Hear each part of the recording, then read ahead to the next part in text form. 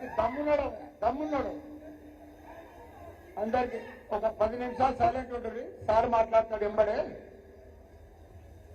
అందరికి కూడా నమస్కారం. ఒకటే సార్, భారతదేశంలోనే పెద్ద నియోజకవర్గం మేడ్చల్. కాకపోతే 3 మున్సిపాలిటీలు, 3 కార్పొరేషన్లు, 7 మున్సిపాలిటీలు, 61 గ్రామ పంచాయతీలు ఉంది.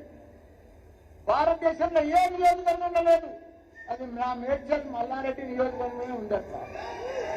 అలాంటి దాన్ని తీసుకుపోయి తుకుడలు చేసి 440 మంది లీడర్లు ఉంటే మాత్రం 220 మంది కౌన్సిలర్లు, కార్పొరేటర్లు ఉండే, సర్పంచులు, వార్డు మెంబర్లు, ఎంపీపీలు, జెడ్పీటీసీలు వీళ్ళందరూ మటాస్ అయిపోయారు. పగతోటి, మల్లన్న మీద పగతోటి కాంగ్రెస్ ప్రభుత్వం చేసి ఇప్పుడు 16 చేసింది. 16 కార్పొరేటర్లు అయినాయి. ఒక దాంట్లో కూడా ఒక జిల్లా, ఒక దాంట్లో 3, ఒక దాంట్లో 13. మా ఊళ్ళు మొన్న 3 మున్సిపాలిటీల ఎలక్షన్ పెడితే వన్ సైడ్ రేచల్ కార్యకర్తలు మా యువకులంతా కలిసి ఎంత పట్టుబట్టి గెలిపించిందంటే వాళ్ళని దమ్ము చేశారు. వాళ్ళు ఉర్రుదమ్ములు, మేమే గెలుస్తున్నాం. మల్లారెడ్డిని ఓడగొడతామని ఉర్రుదలు మల్లారెడ్డిని ఓడగొడతామని ఘోరంగా అట్టర్ బ్లాక్ చేసి పెట్టాం కాంగ్రెస్ పార్టీని, బీజేపీ పార్టీని. ఈరోజు మా బిడ్డ చైర్మన్, నా స్టూడెంట్, మా కాలేజ్ బిడ్డ పాస్ అయింది, ఆమె చైర్మన్ చేస్తా. బంగారపతి అమ్మాయి మా బిడ్డ. అట్లా అలాంటి మంచి ఆనిముత్యాలను అంతకుముందు కూడా young mayor in India, first time India, చిన్న ఏళ్ళలో 24 ఏళ్లలో మేయర్ చేసి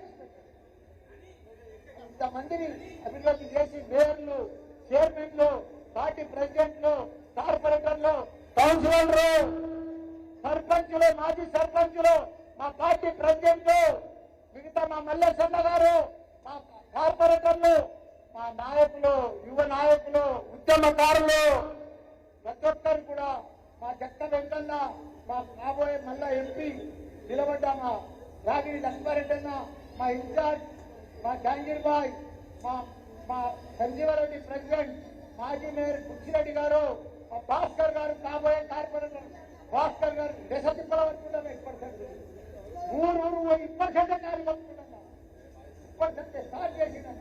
మంచి పిల్లవాడన్న భాస్కర్, ఉద్యమకారులన్న. కాబట్టి వీళ్ళందరూ కూడా ఈ రోజు మన పోచంగా జాయిన్ అయ్యిండు. పోచంగా అంటే ఎవరో తెలుసా? మా అన్న. అదే మాదిరిగా మధు కూడా మంచిగా స్కూల్ నడిపిస్తాడు. వాళ్ళు బ్రహ్మాండంగా చేయనండి. మధు చాలా ధన్యవాదాలు. మధు మంచోడు. పోచన్న కూడా మా అన్న దగ్గర అన్నాడు. ఆయన దగ్గర బంధం ఉంది. పాపం ఏదో మర్చిపోయి కదా బాధలో పోయింది కానీ మళ్ళీ వచ్చేసినాను. మళ్ళీ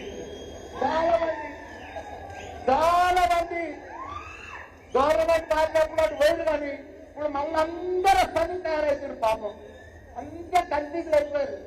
అదే మాదిరిగా ఇంత పెద్ద ప్రోగ్రాంకి వచ్చిన మా మహిళలు, అక్క చెల్లెళ్ళు, అన్నదమ్ములు, ఈరోజు మనకు వర్కింగ్ ప్రెసిడెంట్ అంటే ఎవరో తెలుసా? మనకు కాబోయే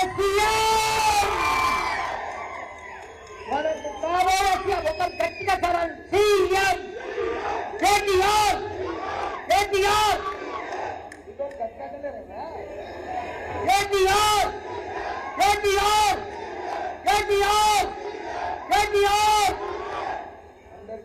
ధన్యవాదాలు. మంచిగా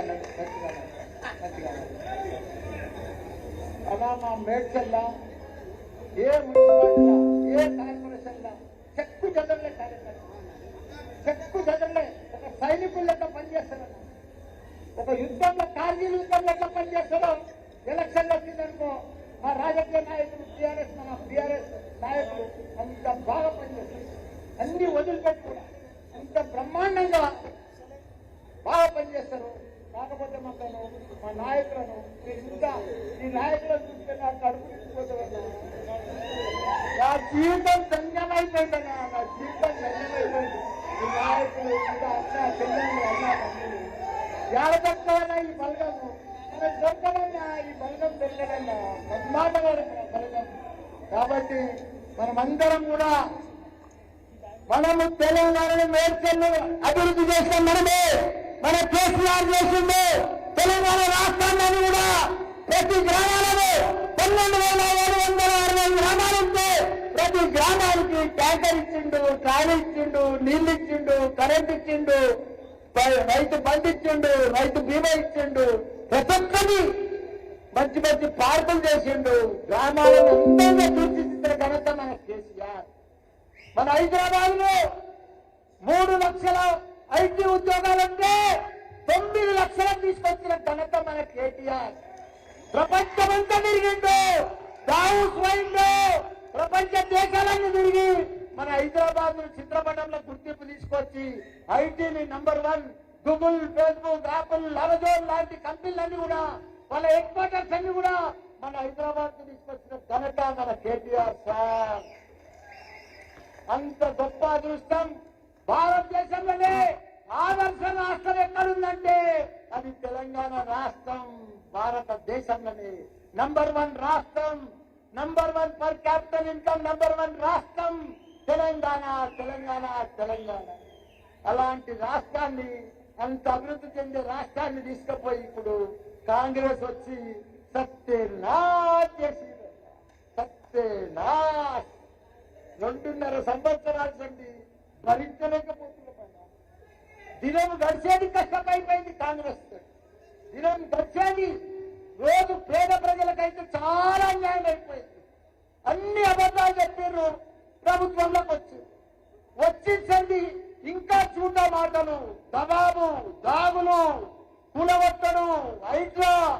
ఇక్కడ మనం 118 జీవో ఇచ్చినామన్నా వాళ్ళకి మొత్తం లైన్ పెట్టుకోగొట్టేసిందట. మొత్తం భూస్థాపితం చేసి పేద ప్రజలు వాళ్ళు ఎక్కడెక్కడికి వచ్చి గరీబ్ వాళ్ళు ఇల్లు కట్టుకుంటే 118 జీవో తెస్తే దాన్ని కూలగొట్టేసి